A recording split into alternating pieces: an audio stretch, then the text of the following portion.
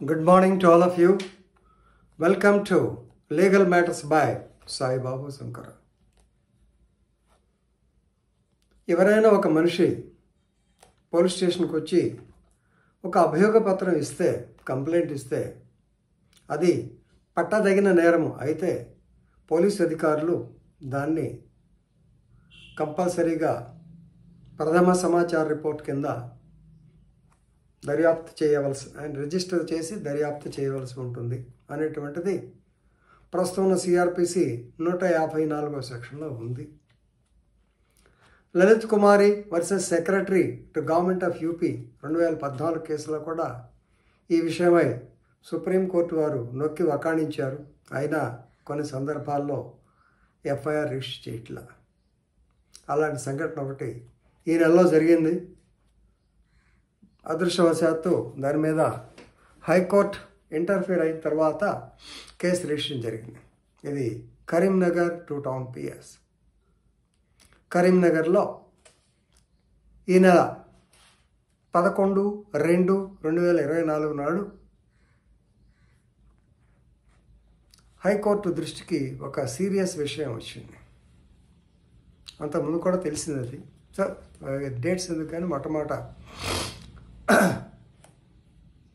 ADJ Kurnool lady officer ఆమె యొక్క కుమారుడు మీద ఆఫీస్ సబార్డినేట్ అంటే ఆవిడకి ఉద్యోగం లేదు, ప్రస్తుతం తీసి అక్టోబర్ 6, 2023 నుంచి ఆవిడ ఉద్యోగం పోయింది.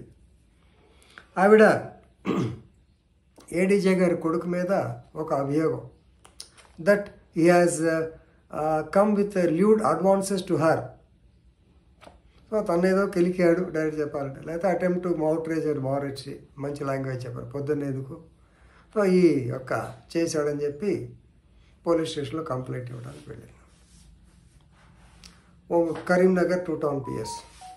ఉదయం 11ంటికి వెళ్ళి సాయంత్రం 4 దాకా ఉంది. ఆవిడ అభియోగాన్ని ఎవరు నమోదు చేసుకోలేదు. దాని మీద ఆవిడ తెలంగాణ హైకోర్టులో ఒక రిట్ పిటిషన్ వేసింది. ఆ writ petition chief justice Alok Aradhe మరియు జస్టిస్ అనిల్ కుమార్ వీళ్ళ బెంచ్ ముందుకు వచ్చింది. జడ్జి కొడుకైతే ఏమిటి, కేసు రిజిస్టర్ చేయకూడదా, నిజం అబద్ధం తేల్చండి, ముందు కేసు రిజిస్టర్ చేయండి, చేసిన తర్వాత నిజం అబద్ధం తేల్చండి అని చెప్పి కరీంనగర్ 2 టౌన్ వారికి డైరెక్షన్స్ ఇవ్వడం కూడా జరిగింది. అంటే అక్కడ ఏజీ గారు వీళ్ళు ఉంటారు కాబట్టి, అడ్వకేట్ జనరల్ వాళ్ళు ఉంటారు కాబట్టి, జీపీ గారు పీపీ వీళ్ళంతా ఉంటారు. సో వాళ్ళ ఒకరికి కోర్టు చెప్పడం జరిగింది. అయినా సరే మళ్ళా ఆ అమ్మాయి కోర్టుకు వచ్చి చెప్పిన దాకా కేసు రిజిస్టర్ చేయాల. వాళ్ళు డెడ్ లైన్ పెట్టారు. 15వ తారీఖు లోపల కేసు రిజిస్టర్ చేయకపోతే కన్సర్న్ ఎస్ఐ రిజిస్టర్ చేసినా సరే కన్సర్న్ SHO 23CA అనుకుంటా ఓదెల వెంకటేషన్ ఆయన వచ్చి ఎక్స్ప్లెనేషన్ ఇవ్వాలి అని కోర్టు చెప్పింది. మరి 154 ఏం చెప్తుంది? 154 రిజిస్టర్ చేయకపోతే 154 క్లాస్ 3 ఏం చెబుతుంది? హైకోర్టు చెప్పినా పోలీసులు ఎందుకు రిజిస్టర్ చేయట్లేదు? ఇది ముఖ్యమైన సమస్య.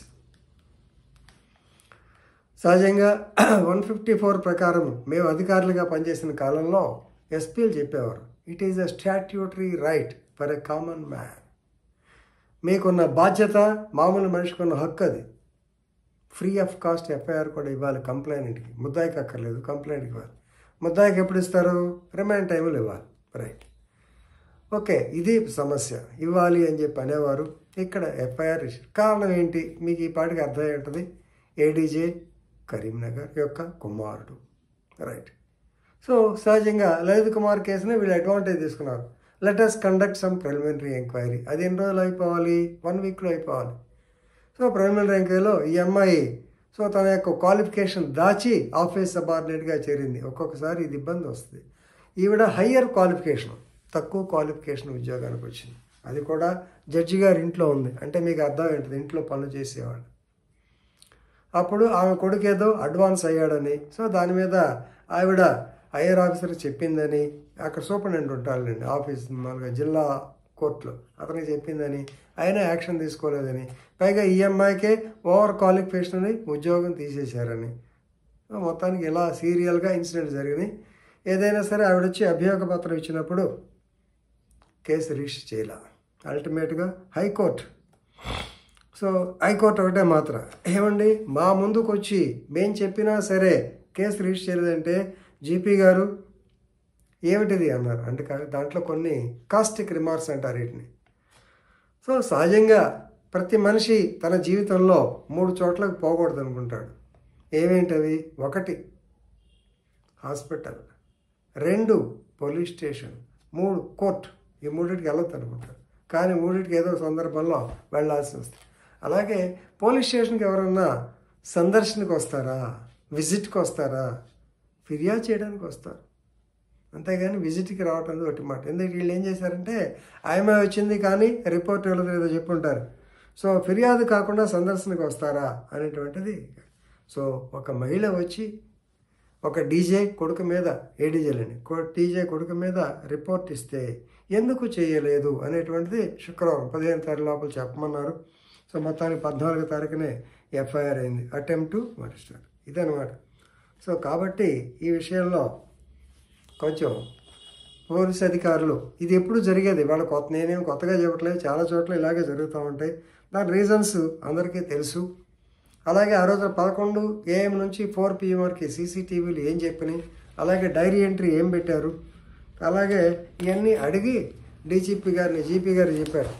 ఏమండి డీజీపీ గారిని కొంచెం వాళ్ళ క్లాసెస్ కండక్ట్ చేయమన్నాయా, స్టాట్యుటరీ డ్యూటీ అయ్యా, అది కూడా చేయకపోతే ఎట్లా, ఎఫ్ఐఆర్ చేయకపోతే ఎట్లా అని గౌరవనీయ తెలంగాణ హైకోర్టు వారు చెప్పారు. కాబట్టి పోలీస్ అధికారులు ఎవరైనా చూస్తే, అలాగే అడ్వకేట్స్ కూడా you can take advantage of this. Okay, with this I'm concluding. Thank you very much.